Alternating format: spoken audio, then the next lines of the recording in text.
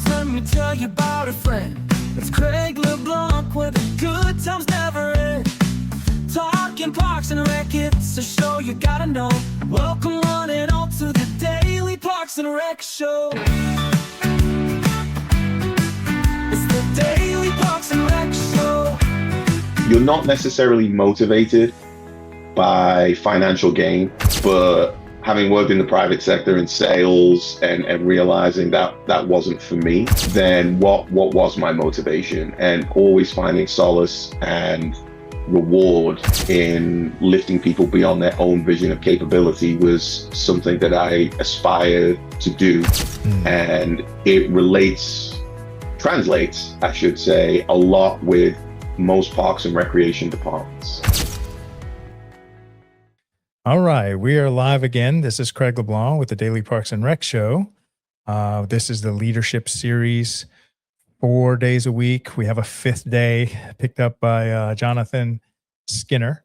So now the leadership series kind of runs all the way to Friday. And big shout out to our new stage manager. Carlo is in training, and I think he might have almost graduated from training last week. And so that's signs of growing. We've got so many shows that our one stage manager just couldn't keep up. So we had to hire a second one.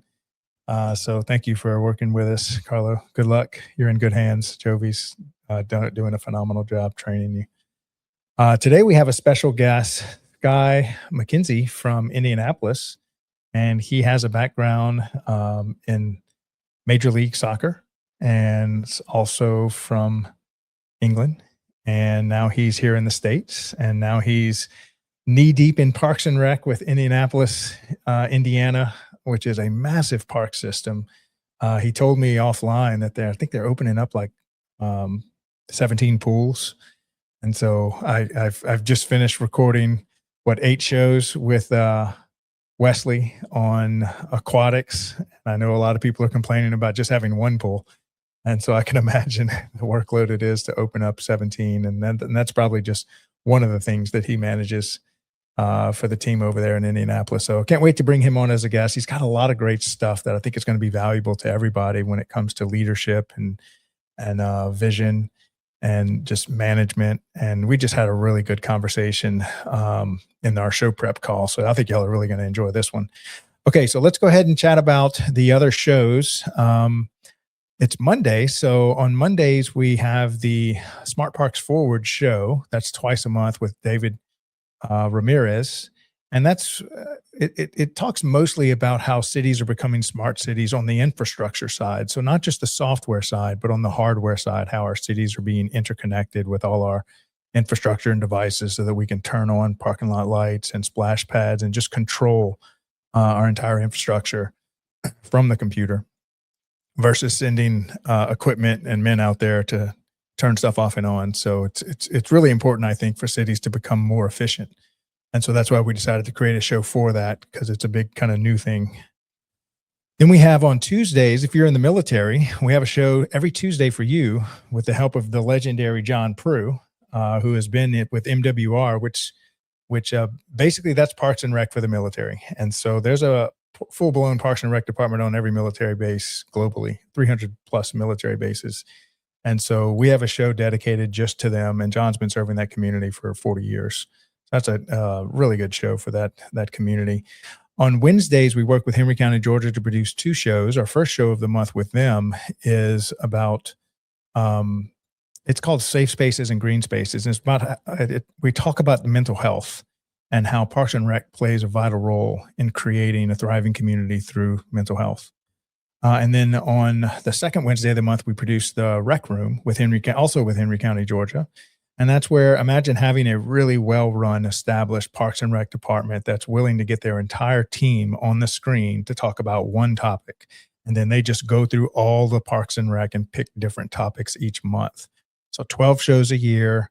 We'll talk about aquatic centers. We'll talk about rec sports. We'll talk about festivals, special events, master planning, you name it. They pick a topic, and you get to see the whole team kind of pulling back the curtain and seeing how they handle each of these given topics inside of Parks and Rec. That brings us to Thursday, our oldest running show, the Youth Sports Mastery Show with Aaron Locks. Man, he gets some ringers on there when it comes to coaches, athletic directors, pro athletes, officials. He has just got an amazing show and has been running it for over a year now. And that's every Thursday, 1:30 p.m. Eastern time. And then that's followed at 5 p.m. by the Young Professionals Network show, 5 p.m. every Thursday. So if you're a young professional getting a degree in Parks and Rec, or if you're a professor teaching Parks and Rec, or if you have an outstanding internship, so calling all departments with a strong internship program, please come on the Young Professionals Network show and just let's talk about how you got that internship program runs, how it works, and maybe even bring a few interns with you. We've had a couple of directors do that. They came online with their interns, and those were great shows. So that's every Thursday, 5 p.m. And then that brings us to our two latest editions. We have the Director Pepper Club, and it's Jonathan Skinner has a great network of phenomenal directors, and they had something called the Dr. Pepper Club, but because of we didn't want to get sued, so we changed it to Director Pepper Club, which I thought was a good play on words. And that's at 12 noon every Friday, followed by now our second youngest show, thanks to Jonathan. With Wesley King, we have the Aquatics Life, so all things aquatics. Great show, great content there. If you are in aquatics, I promise you can go watch any one of those 7 or 8 episodes we produce, and you're going to get something out of it. They are dropping some wisdom on there, and I've learned so much about aquatics just by helping them to produce it. So that's kind of our lineup for the week. So Carlo, why don't you go ahead and run the transition and the 500th episode thank you, and then we'll come back and start our conversation with Skye.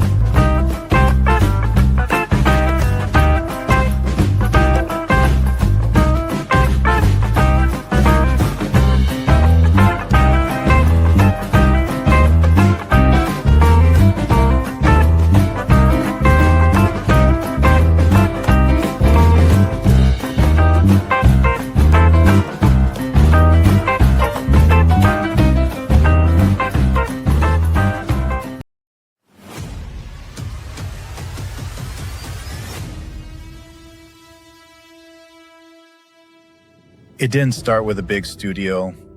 It didn't start with a massive audience. It started with a simple idea. One conversation, one camera, one episode. Back then, DPRS Media Network was just a vision. No guarantees, no roadmap, just a purpose. To tell stories that mattered.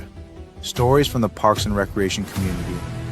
Stories of leadership, passion, impact, and the people making a difference every single day. Episode by episode, that vision began to grow. More conversations, more voices, more people who believed in what we were building. What started as a show became something much bigger. A place where people felt seen, a place where ideas were shared, a place where the Parks and Rec community could connect, learn, and inspire one another. And today, we celebrate a major milestone. 500 episodes, 500 stories, 500 moments, 500 reasons to keep moving forward. But this is not the finish line. This is the beginning of our next chapter. In the months ahead and in the years to come, DPRS Media Network is growing into something even greater. We are building something truly special for the Parks and Recreation community. Something designed to bring people closer, to create stronger connections, to open new opportunities, and to continue serving the people who inspire everything we do. We are also expanding our reach through new partnerships, working with organizations who believe in our mission, partners who share our vision for community, leadership, and impact. And beyond the screen, we're showing up in more places than ever before, attending conferences, meeting leaders face-to-face, building connections that strengthen our community. Because DPRS has never been just about content. It has always been about connection. To everyone who has been with us, from episode 1 to episode 500, thank you. This milestone belongs to all of you. Here's to how it all started. And here's to everything still to come.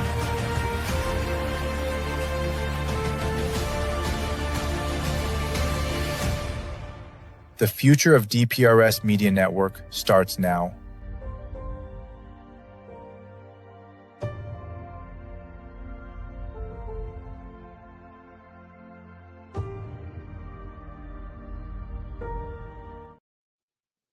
All right. Welcome to the show, Skye. How are you doing? I'm doing great, Craig. Thank you for having me. Yeah. I can't believe we're already on episode 538. It seems like we were just at the 500th episode last week, but we are cranking out the content. Yeah, congratulations. Yeah, thank you.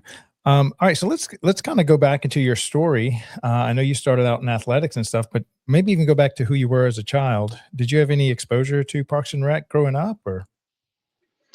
Yeah, as you already alluded to, I grew up in Liverpool, England, for my formative years, and then kind of moved out to the States after graduation from college.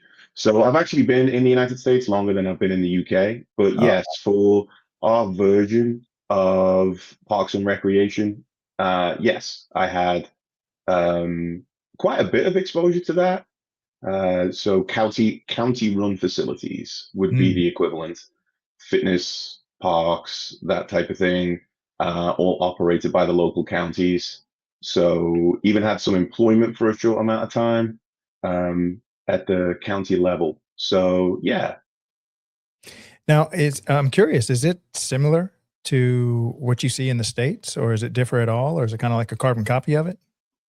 Yeah, yes and no. So, given the size and scope of the United States, we don't have the same infrastructure. Mm, It doesn't warrant that type of framework, mm, but mostly it is the free assets, mm, family centers, swimming pools that are owned and operated by the local county government. mm. So employees. So in that sense, that's a very similar framework, but on a much smaller scale. Yeah, So something you equate to a township, yeah. for want of a better equivalency. Do y'all do the special events or festivals or stuff like that, or programming over there? Yeah, sometimes. Again, it depends where you are, what you're doing, funds, resources, that type of thing. But yes, they will do some special events uh, Mm, to cooperate with that. You know, we have our own fireworks displays on the 5th of November and other holidays that they will do special events for. well, so what happens on the 5th of November? Is that like some type of celebration for y'all, similar to the 4th of July for us? It is a weird celebration in the sense the 5th of November is Guy Fawkes Day, Uh-huh. where Guy Fawkes tried to blow up the Houses of Parliament with barrels of gunpowder, Oh, wow. and they caught him, and um, they yeah. So it's less of a celebration and more of an opportunity to kind of have a bonfire, set off fireworks, Right. give kids sparklers and that type of thing. So it's less of a celebration and more of an opportunity to, have a social engagement. Wow. That was back in the day when you had to use gunpowder to set stuff off. Yes. All right. So tell me about when you came into the States. What did you do kind of for those first few years? Yeah, so I was fortunate enough. I went to college in the UK and came Mhm. across an opportunity to coach soccer in the Mhm. United States for MLS camps, where very much like Camp America. So I started out going from town to town, state to state, doing soccer camps in the summer and the fall. As our summer seasons in the UK and the fall season are slightly different by a few months. So I could stay out and work all the way until September, and then still make it back in time for the Mm, start of the next semester. mm, So that was fantastic. I spent a lot of time working in multiple states. For the first few years, it was the East Coast mhm. and Chicago. And then when I graduated, they offered me a full-time job and but coaching coaches Mhm. and being the organizer of all the different hubs and activities and camps that were going on a year-round basis. Mm. And even the year-round coaches that we had, we used to rent soccer coaches to other soccer clubs that they could utilize, travel, select back in the day when select was a thing. Um, so that yeah, it was that, and I thought that would look really good on my resume for a few years, and then over 26 years later, I'm still here. Yeah. And so what age group were you primarily coaching? Was it like high school, college, or pros, or were you coaching coaches for, or all levels? Yeah. So when I initially came over, it was all different ages, but it was a camp environment. So Mm. it could be anything from 4 years old to 16 years old. High school camps were generally the oldest age bracket that we would go into. And then when I got a full-time job out here, then we would generally partner up with the franchise's academy. And then Mm. we would do a lot of academy coaching, under 23s, under 18s. Back then, I'm aging myself a little bit. The academies for the MLS franchises were just becoming a thing. They weren't as established as they are today. So yeah, we did a lot of that in between, seasons of summer camps. Mm. Now, what's the difference? Because a lot of times, just because you're a good athlete doesn't make you a good coach. And so I imagine coaching coaches is a lot different than coaching athletes. Maybe you can kind of highlight the difference between those two. Yeah, I would probably have to be fully transparent and say I wasn't the best soccer athlete. Mm. I never played professionally as an individual. Um, Not that you would know to look at me now. I actually played professional badminton. That was my sport. Oh, wow.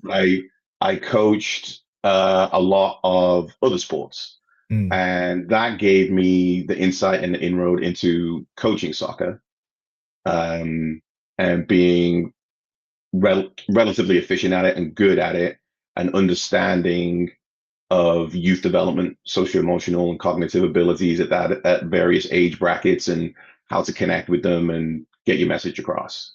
But then Mm. from a coaching coaches, yeah, that was a steep learning curve for me, and Mhm. kind of leads into if I hadn't had good role models, if I hadn't had good mentors, positive mentors at that stage in my life, I could see it being a very difficult hurdle to come over, because one of the things that I'm looking for my own agency right now is the ability to teach people, coach people, mentor people on how to be a leader, not just policy and procedure and how we do things, and making sure that operationally we are functioning at capacity or in compliance with the million and one regulations that we have to abide Mhm. by, but also how do we teach the next generation to Mhm. be good leaders, and what does that look like, and what does that even mean to them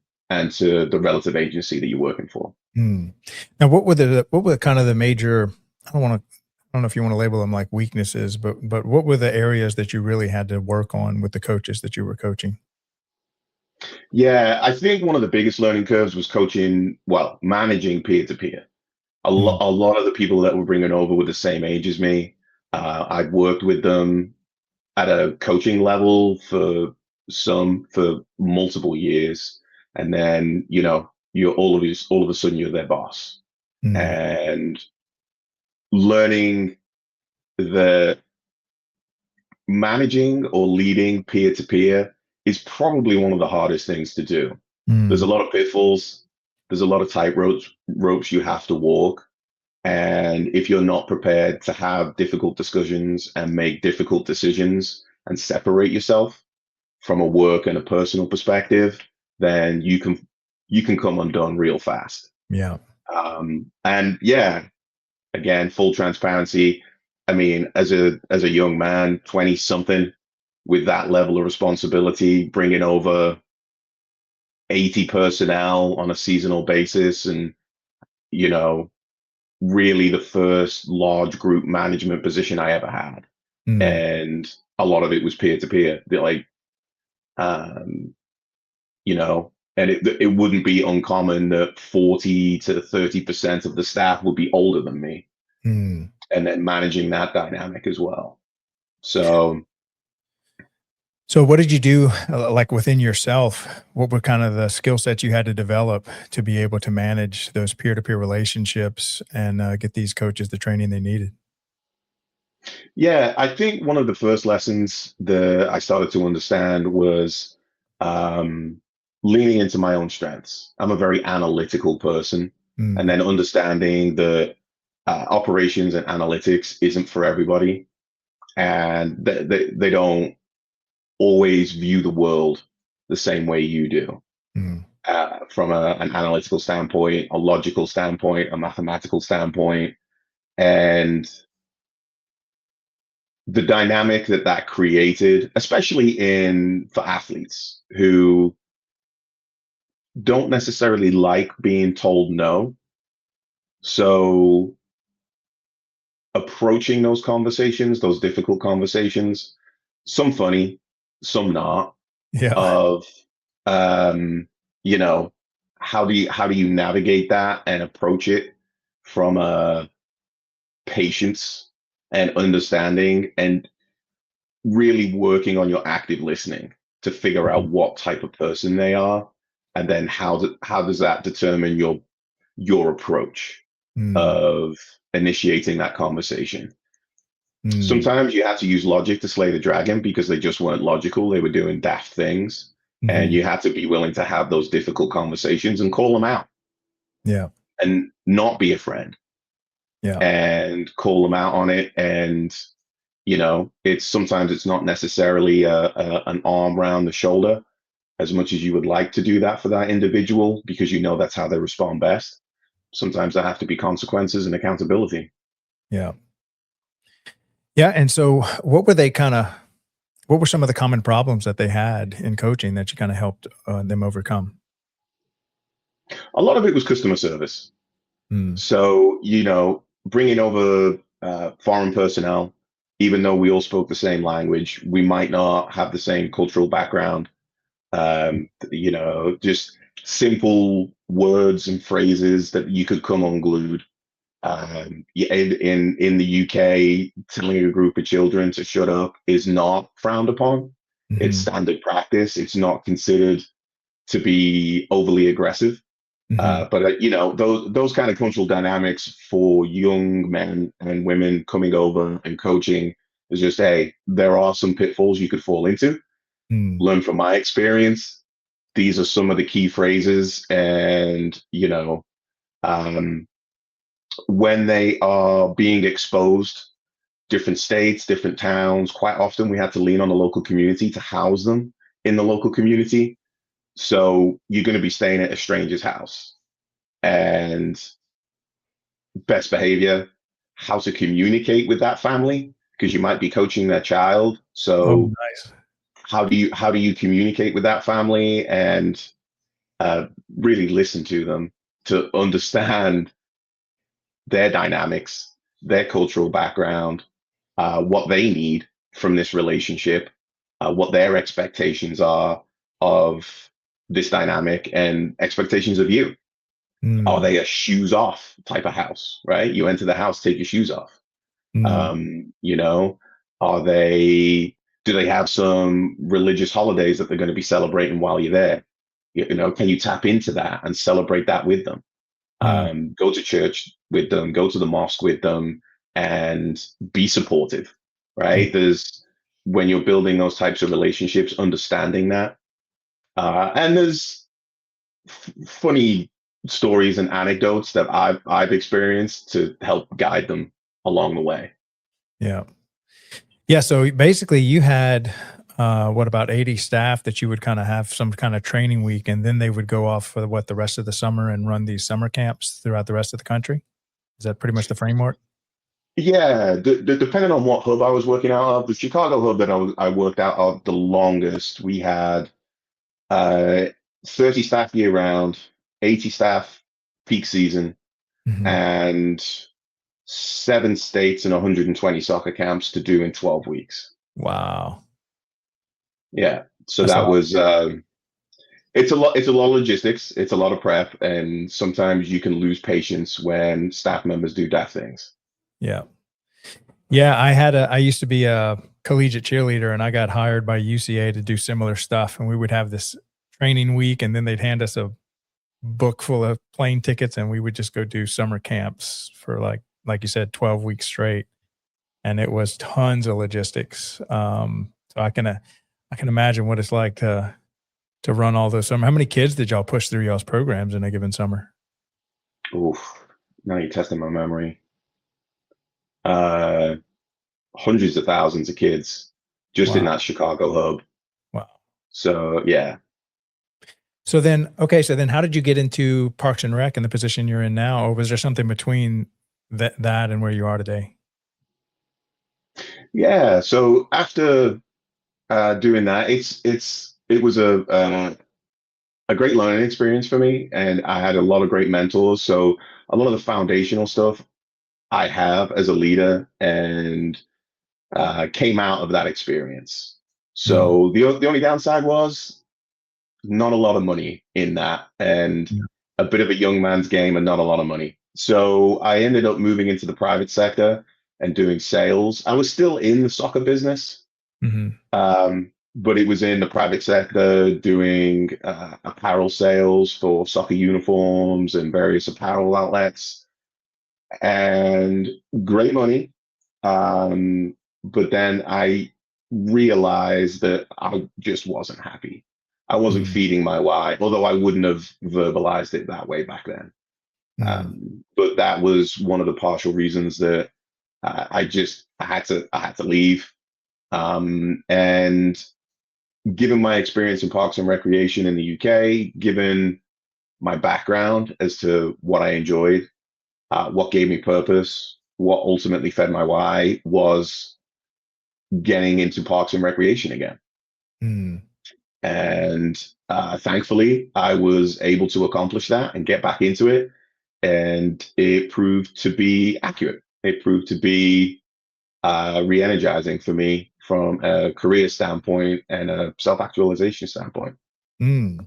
So how many years have you been in Parks and Rec industry in total? And then how long have you been with Indianapolis? I have been with Indy Parks in Indianapolis.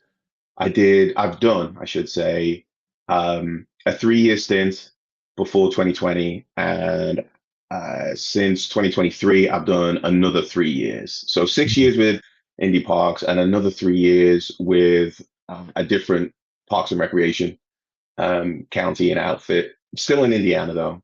And if you include my UK time in Parks and Recreation, which was 2 years, then yeah, I'm probably coming on a little over 10 years.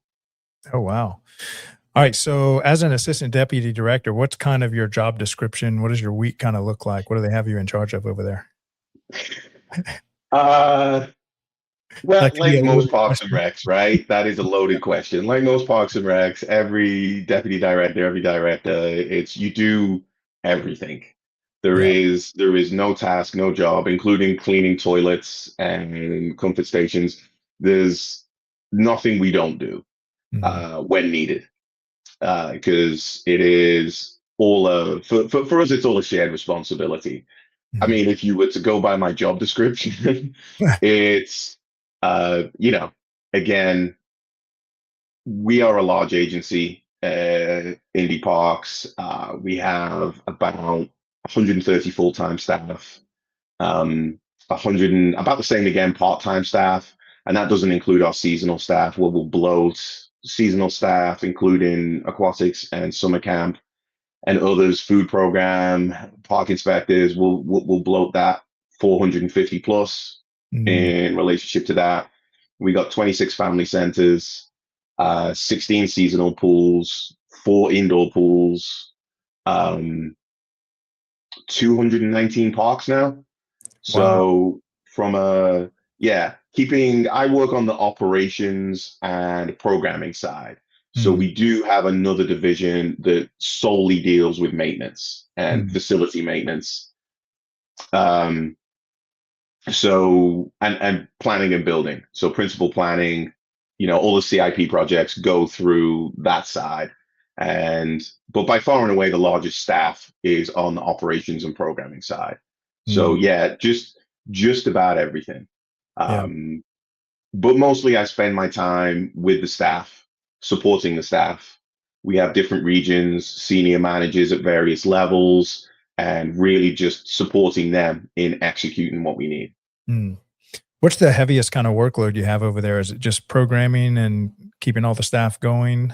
Since you kind of have the facilities maintenance crews, I guess, taking care of keeping the place up and running. Mhm.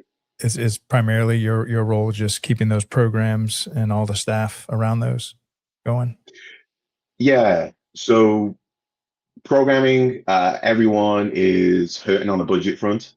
Mhm. So, from a hiring perspective too, we're always looking for new hires, as you can imagine. A lot of positions that you would consider long term or lifers, as quite often people would be 25 years, 20 years in the business. That doesn't really exist in Indianapolis anymore. It's Mhm. a lot of these positions are now more turnkey. So if Mhm. I'm looking at park managers or regional managers, assistant managers, that type of thing for facilities, then we're seeing a turnover rate of anywhere between, on average, 4 to 5 years, Mhm. as they want to move up. They want to, like, not from a negative perspective, but like they want to move up. They need and want more money. And quite Mhm. often, if the opportunity doesn't exist within indie parks, we only have a set amount of positions, and when the opportunities become available, they become available. You got to hire the best talent that you have, and if they don't necessarily see indie parks as their sole and one career, Yeah. and that's okay. That's just kind of the world that we're in right now. Mm. So keeping staff functional and happy and onboarding new staff whilst sometimes being under budget constraints or a hiring freeze, then that's kind of, today, asking me that question would be where I spend the vast majority of my time. Oh yeah, that's a lot of staff to on board. Um, okay, we kind of blew past the halfway point. When we get back, I want to go more into your why, which is lifting people Mhm. beyond their vision and capacity. And then I wanted to talk about the difference between management and leadership. I think that's a great topic for you. Um, but let's go ahead and give a big shout out to our two show sponsors. These have been two of our earliest sponsors. Outdoor Link is that company that helps you become a smart city.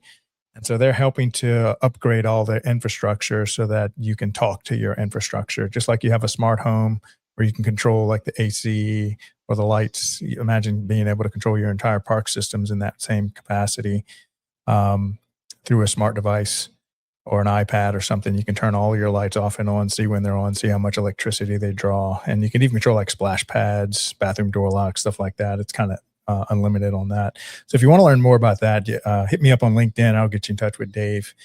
And then the National Academy of Athletics, if you're struggling to run different programs that maybe you're not really equipped for. So let's say your community really wants to do a pickleball league or volleyball or flag football, they can kind of run whatever the programs you want, and they kind of partner with cities across the country.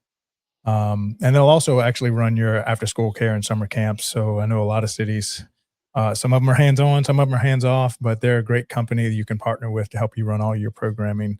And Aaron Locks has been the founder of that. It's been doing youth sports for over 40 years, and a really great team.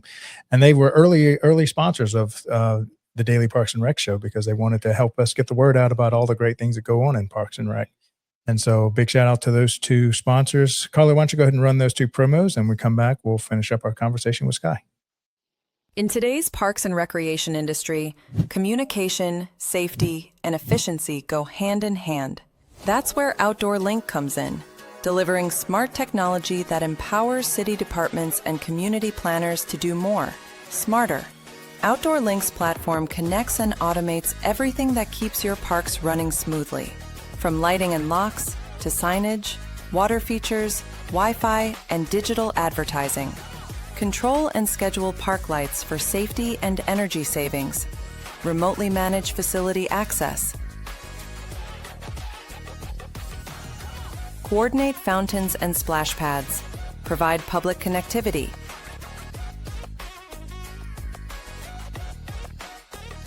All from one simple, unified platform, giving you real-time control, data, and cost efficiency.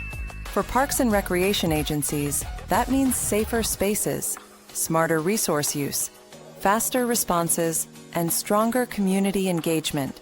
And behind every great park story is great infrastructure. That's why Outdoor Link proudly supports DPRS Media Company, helping the Daily Parks and Rec Show amplify the voices of professionals shaping our communities every day. Outdoor Link, smart, connected solutions for parks, recreation, and beyond.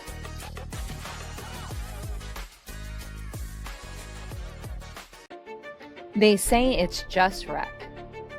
Just rec, where kids learn to try again. Just rec, where confidence begins.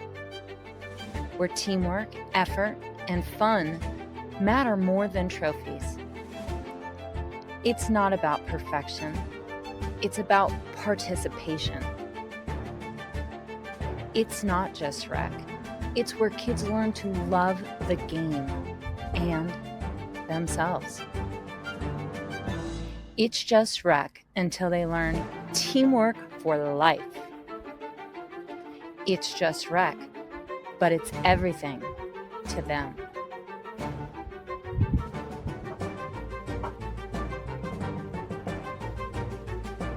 It's more than rec. It's a movement. It's just rec until you realize it's shaping the next generation. Together, we're not just running programs, we're building a culture of confidence, connection, and community. Join us.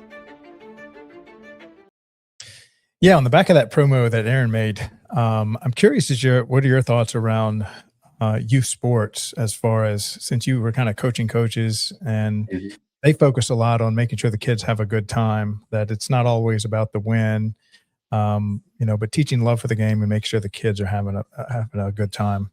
What's your kind of input on that? Yeah, I would probably have a lot to say on that, Craig, to be honest with you. Having been at both ends of the spectrum, at the professional end, and at the recreational end, and the pay-for-play model, in brief, Cliff Notes, the pay-for-play model that exists in the United States is broken.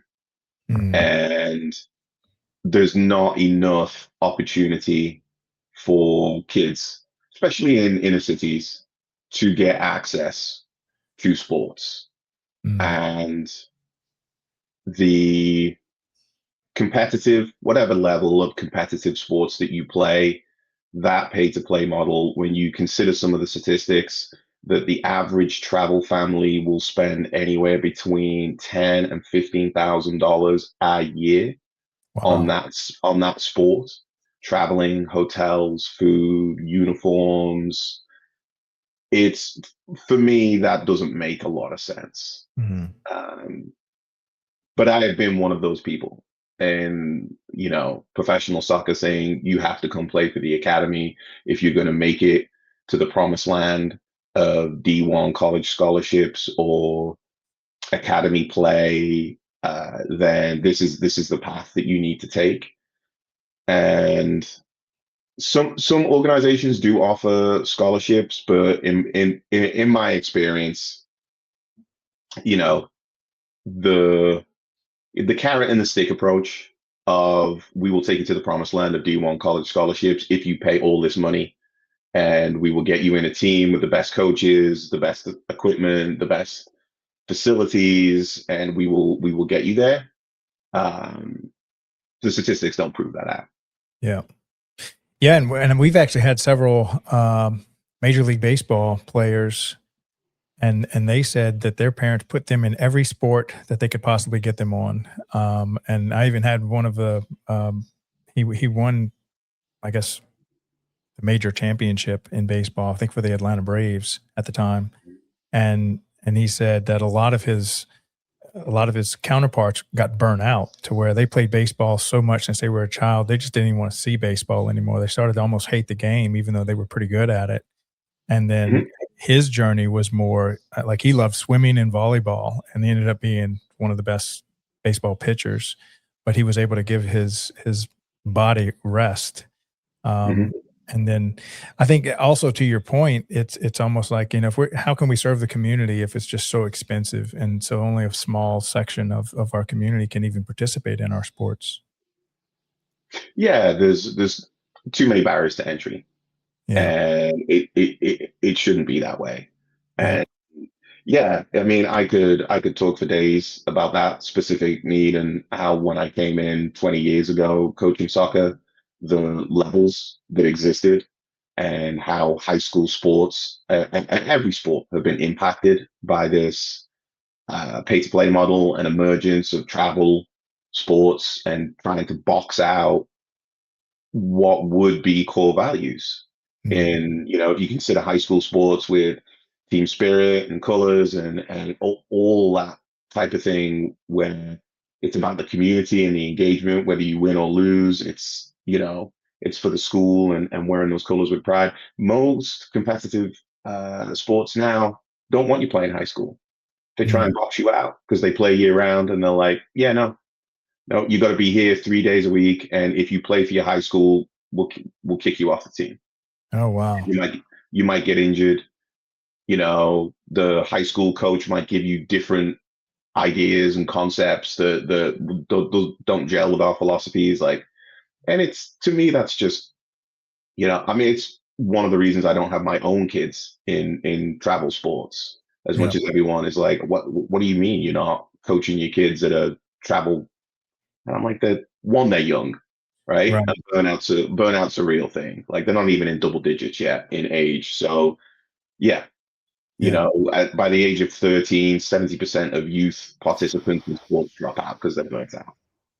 Yeah, it seems like the industry is starting to become more aware of this problem that we're describing. And it seems like the rec sports is kind of starting to have a resurgence back in the community.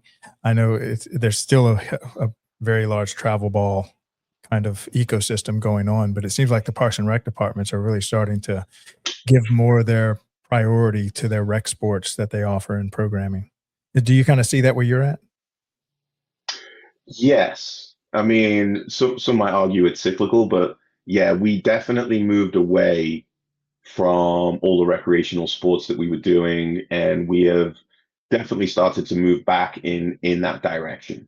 Mm, A lot of it because we don't have the staff to maintain youth sports leagues now, mhm. because we've been stripped away. That we'll partner with youth organizations on the recreational side, and we'll help facilitate, and they'll help us to keep these leagues functional, provide coaches, because you can imagine we've got multiple sites that we need to do it at. It's not Right. just one site. We might need to set up a citywide sports in basketball across 7, 8, 9, 10, 11 facilities, maybe. Mm, Same with soccer. So partnering with youth sports organizations that share our core values and share our vision of what we want to offer. Even if it means it provides them with a feeder system to then take on the talented kids and offer them the opportunity to go play travel with them. We're okay with that as long as they have the option and of recreation at free or low cost to have that experience. yeah. All right, so let's dig a little into your why. When I asked you what is your why as far as Yeah. why you continue to dedicate your life into Parks and Rec, your answer was you get to lift people beyond their vision and capability. So can you kind of go a little deeper on that?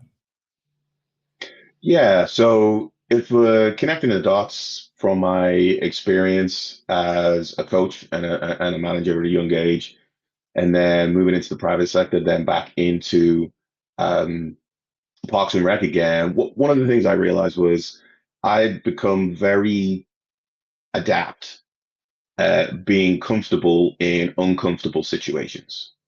Um, so one of the journeys I went on was to understand what my why was.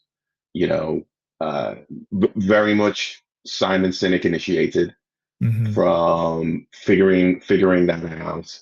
And one of my mentors used to have a very similar phrase for his business, and that resonated with me. And I never really understood it until probably like 9 or 10 years after working with him. And then it became something that I tweaked for myself and realized that that's where I've been. To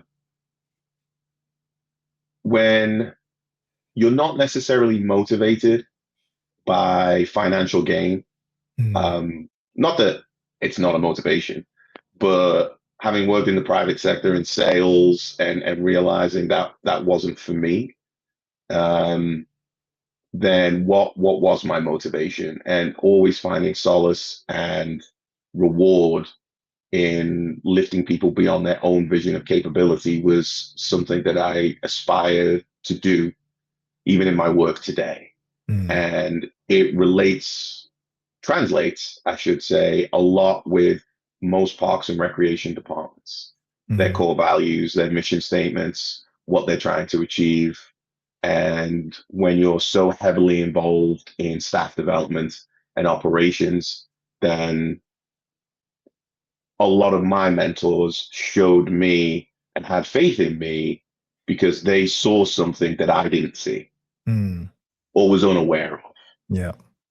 Yeah. And So, getting me to see that yeah. stays with me today. And I want to give people that opportunity to fully understand themselves and potentially see things in themselves that they haven't recognized before. Mm. Yeah, so if I understand you correctly, you kind of saw how a lot of kids in your current role just would never have had the vision or even the capacity to get to where a lot of these travel ball teams were. And then you see in Parks and Rec that you can kind of lift people out of that and kind of give back to them and give people opportunities that they just wouldn't even have access to. And that kind of motivates you beyond just the money making portion of this whole thing. Yeah, the translation side of it, as a coach, you always took great pride in seeing the kids or adults develop into confident players. Yeah. It was never anything like, quite often people would say be more aggressive, like parents, that's a mantra some parents say when, Right. especially young kids, they're like, be more aggressive, like going for that 50-50 challenge, be more aggressive. And for me, it's never been a question about aggression. It's always been a question of confidence. Mm.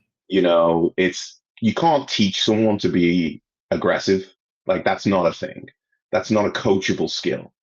But you can teach them to be confident so they look aggressive because they have every faith and confidence in what they're doing. And, a 50-50 challenge or going to get a ball or making that throw, if they've got the confidence to do it, they'll do it. Mm. And it's all about belief. Um, or again, getting them to see beyond their own vision, right? Confidence is just a lack of self-esteem. And how can you then import that in them? Repetition, positive reinforcement. Um, Quite often as a coach, the hardest thing to do is say nothing and let them make their own mistakes and make their own decisions instead of coaching it play by play and blow by blow. So quite often when, from a staffing perspective, I'll let them answer their own question. Mm. When they come to me with challenges or problems, it's like, you have the answer. You just want me to validate your answer. So give me your answer first. Yeah. Yeah, I actually learned that lesson from a mentor of mine as a young entrepreneur. I was the one that always gave the answer, and he's like, Craig, just ask them what their thoughts are, and you'll find that not only sometimes do they have the right answer, but it's better than the answer that you were going to give them because they're kind Hmm. of staring at the problem, whereas you're kind of disconnected from it.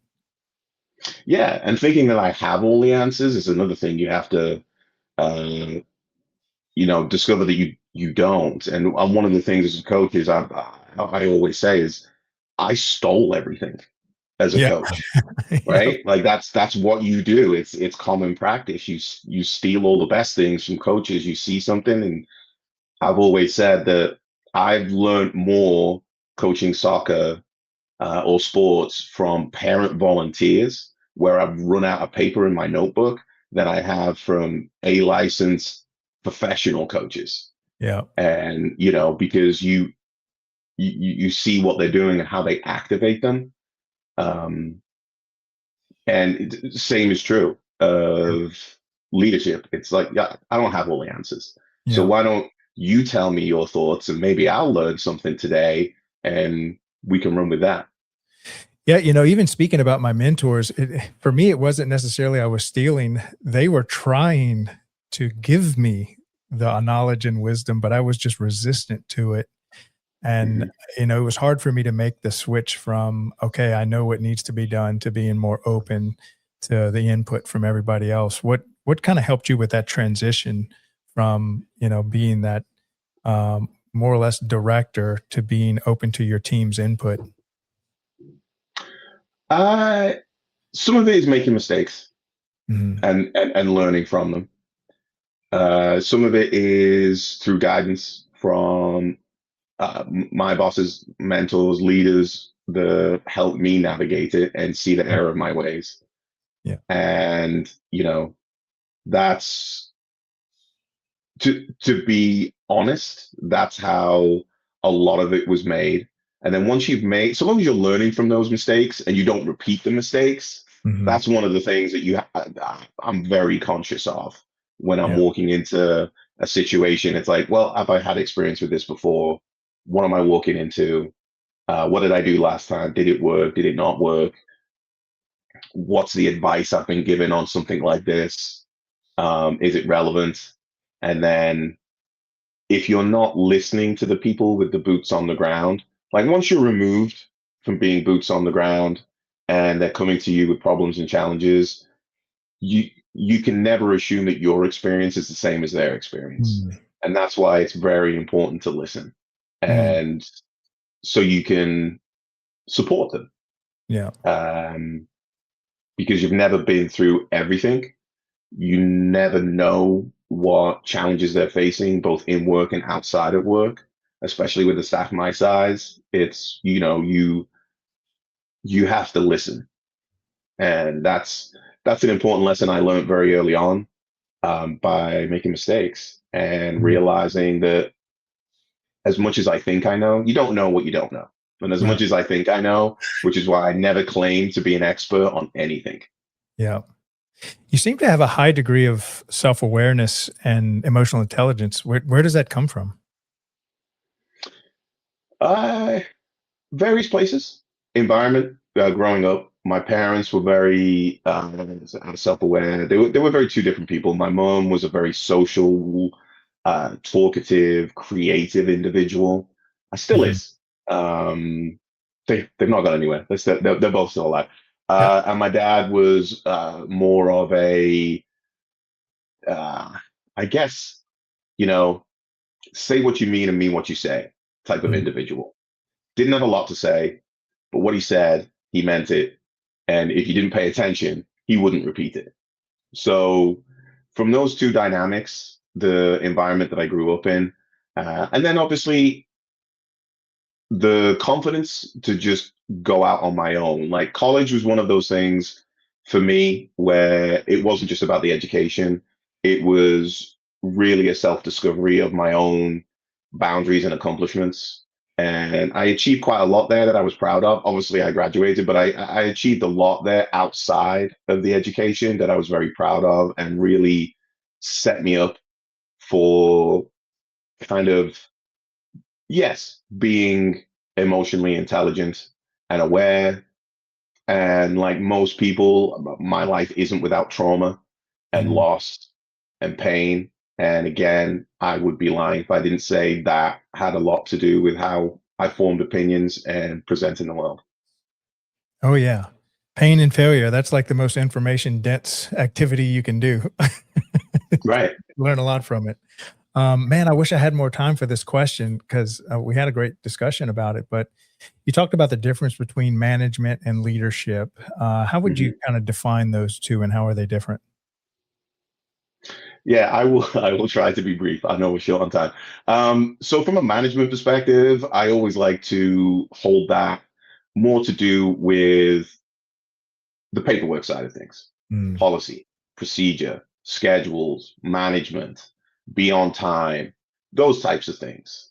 From a leadership standpoint, the separation really becomes when all the basics have been served in that business. And what I mean is, we talked about like Maslow's hierarchy of needs. Once you meet the survival and security levels of your staff, so they have money, they're following policy and procedure, everything's positive and moving there. It doesn't make them necessarily motivated. mm, It doesn't make them highly engaged. So the leadership side of things is where we start talking about belonging and importance and self-actualization. So that side of things falls under the leadership banner. mm, I don't see management and leadership as the same, although they do absolutely cross over, mhm. because you cannot start talking about self-actualization with individuals and trying to get them to be more socially aware or emotionally intelligent if they're not doing the basics, Mhm. because then you have to keep circling back. It's like, why aren't you turning up on time, right?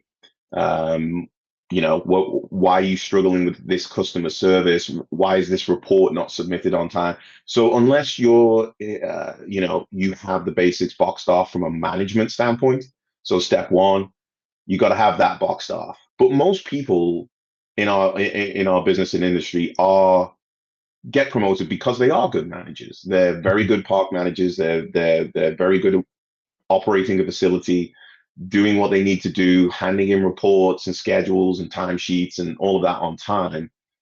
It's when they try to make that step, you promote them, they're great, they're wonderful at their job, and you go, okay, now be a senior manager. Now you are responsible for 6 facilities and 35 staff members because you were a really good manager doing those things.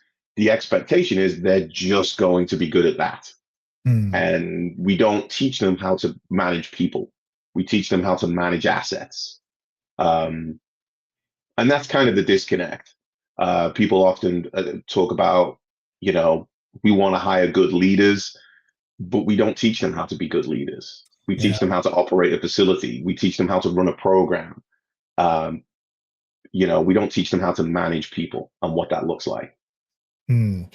So how do you kind of look for educational opportunities for your team to focus on the leadership side? Because it seems like it's almost like a trap because you are kind of rewarded for just managing well, checking off the boxes, keeping accounting and finance and legal Mhm. happy. And so you're kind of like the safe bet. But at the same time, this is a people business and you have to learn how to work and lead people. How do you kind of Yep. how do you kind of give people those opportunities to educate themselves on the leadership side of the equation? And that is what we're fighting with right now, is how do we do that? Mhm. We recognize that we don't do it as well as we could, and we are looking for options to engage at a higher level. And I think giving, quite often, those types of opportunities and trainings are given to the people that are already in those positions. Mm. And that's what I mean by we need to do it better, because those opportunities and trainings need to go to the next generation. Yeah. Once that those people have moved on or aged out or whatever it is, we need to use a sales term, fill the pipeline, Right. right? If we're not filling that pipeline with the next generation, our next leaders, and training them, so we've got an automatic replacement right away, Mm. um, then that's what we're missing out on. That's the opportunity that we're missing and the void that we're trying to fill. Mm. Okay, so we have a little tradition as we come to the end of the show. Our previous guest left you a question, and then you get to leave a question from our next guest. And Okay. so this one comes from Henry County, Georgia, Brian Dixon, who's in charge of all the facilities and operations. And so they're the guys that keep the lights on that you call when something's broken and stuff. Hmm. But he says, where do you see yourself in the next 5 years? And what impact have you made in your community so far? Ooh. Well, I'll start at the end and I'll work my way backwards. Impact in the community, that is difficult to gauge because to everyone involved, I'm in the background. I'm not front and center. I don't do ribbon cutting ceremonies. I don't do any of that. Um, I don't normally do video interviews because I feel like I have a face for radio. So I don't necessarily um, know or understand what that level of impact is. It's something that I miss not being boots on the ground, not being a park manager, not being a regional manager where you get to interact with the general public every day and you get to hear the good, the bad, and the ugly. I don't necessarily get that, and I miss that. I miss that engagement. So that is a difficult part two of the question to answer. Um, it exists because, like we mentioned, operationally getting 16 swimming pools open and onboarding all the staff to get that engagement from the community and keep it where it needs to be. And then in 5 years' time, um, well, I would say I'm still in Parks and Recreation, and I would um am I still at Indy Parks? Maybe, Mhm. maybe. There's some good stuff that we're doing, and I can definitely see myself here in another 5 years. Um, so yes, I would say I am probably am I in this position? I don't know. That I don't know. Yeah. But do I see myself in 5 years still at Indy Parks? Yes. Yeah. All right. And a fun question. This one comes from Jonathan Skinner out in California. He says, what was your favorite car as a kid and has it changed? Oh, my favorite car as a kid. Now you're gonna well, you your audience might have to do some Googling. So my first car that I drove was a Citroen AX. And it's a tiny little thing. It had power nothing. It didn't even have power steering. The thing was a tank. And it was tiny, right? It was a tiny little tank. Um, but as a kid, I had a Tonka Jeep, if you know that brand, as a toy. And I always wanted a Jeep. And it Uh, would be equivalent to like a Jeep Wrangler, right? right. Like with the bars or whatever. That was the toy and vehicle I had as a kid. That because it was indestructible. Tonka Yeah. toys when I was a kid were indestructible, and I wanted a Tonka Jeep. Jeep. Oh yeah. I remember I had my little Tonka dump truck and I'm actually looking Hmm. at getting one of these old CJ7 Jeeps just because kind of like you, I don't know, it's just something about those. It's just attractive. Yeah, I mean, I live in the Midwest, so it's completely impractical. But yes, that would be what I would go with. Yeah, you don't buy a Jeep for a practical. It's just No. I don't know why we buy it. Um, all right. So, what question would you like to leave for my next guest? Oh, um,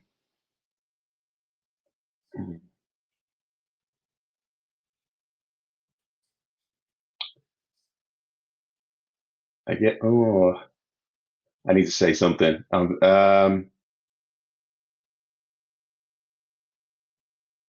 What would be the thing that excites you the most about your job today? What would be the thing that excites you the most about your job today? Yes. And what I'm curious, what would be your answer to that question?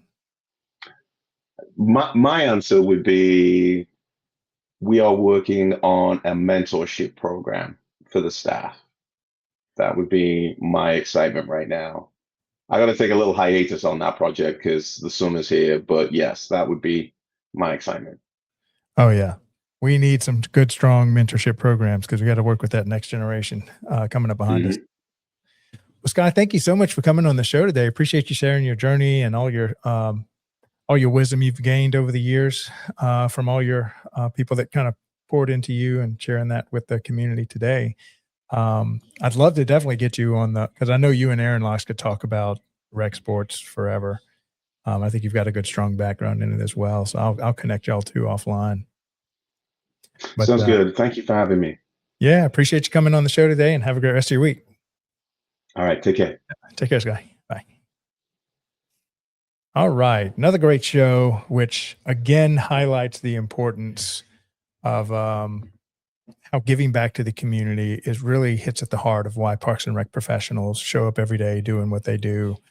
You can see how Skye's mission really is still tied to giving back, lifting people up that really wouldn't have the opportunities without what the Parks and Rec systems of America do. And I think that's just an important part of the culture in Parks and Rec, that it's about finding people in your community, giving them opportunities that they otherwise wouldn't have. And, that is what the industry does and does well. And they're still very much tied to it. And I love how they kind of noticed that a lot of the travel elite teams are not necessarily the best thing for their community. And they're able to kind of recalibrate and start offering more programming to kids that really wouldn't be able to participate in sports without them. So a lot of great work done there. And Skye, definitely keep up the great work. Thank you for coming on the show today. And definitely need to get in touch with Aaron to come on the U Sports Mastery Show. All right, so that's all I have for y'all today. We'll see y'all here again tomorrow. And then tomorrow, don't forget, stay tuned after my show. We have the On the Front Line show with John Prue, all about the military rec show, and then have a whole nother group of shows coming after that. Also, a little announcement. We actually have cleared out the 3 p.m. Eastern time slot, and we're picking up 2 new shows. One is going to focus with the help of Beatrice, who is a very talented, world-class ballet dancer that has been teaching dance her whole career. And she's been doing it inside of Parks and Recreation. And she has got so many great connections across the country of programming in the performing arts. And so she's going to do a show twice a month with us on highlighting performing arts in Parks and Recreation. And then we have a great team also out of California. California is just, they're going to be dominating our show hosts. They just have such a great team over there, great state. And so we're producing another monthly show called Wreck Yourself. And this is going to be about the importance of how important it is for Parks and Rec professionals to use their park systems, to get out into the park, experience their programs from a participant. So I think that's a great message. And these are 2 Parks and Rec professionals that are currently running Parks and Rec departments, but are kind of at the point to where they kind of want to give back and kind of tell the message of Parks and Recreation. So that'll be coming on as we fill out our 3 p.m. time slot, since our 12 noon and 1:30 time slot is full, as we slowly march on to creating a 24/7 loop all about Parks and Recreation with DPRS Media Network. So I appreciate y'all coming on today. If you've liked or found valuable anything we do, please go onto our YouTube channel, which we are trying to grow. I know a lot of our stuff is on Facebook and X and LinkedIn, but we want to help get that content library to as many people as possible. And it helps if you can go subscribe to that and encourage a lot of other people, so that you have access to the whole content library of over 500, approaching 550 videos that we've produced for this industry. So you can go re-listen to some of our greatest show guests that have come and tell their story about Parks and Recreation. All right, so that's all I have for y'all today. Carlo, great job. Keep it going. He's our newest stage manager, and he's helping me manage the leadership series, and is doing a great job. So go ahead and close this out, and we'll see y'all here again tomorrow. In the Parks and Recreation industry, attention is limited, but influence is everything. Every day, thousands of Parks and Recreation professionals make critical decisions. Decisions on infrastructure, programs, technology, and vendors. The question is your brand part of that conversation? DPRS Media Network was built to answer that question. We are a dedicated media ecosystem focused exclusively on the parks and recreation industry in the United States. Through a network of daily and weekly shows, we inform, connect, and influence this audience. Our distribution spans multiple platforms: LinkedIn, Facebook, YouTube, X, Instagram, plus email campaigns, newsletters, podcasts, and live event coverage. This is not a single-channel strategy. It is a multi-platform media engine.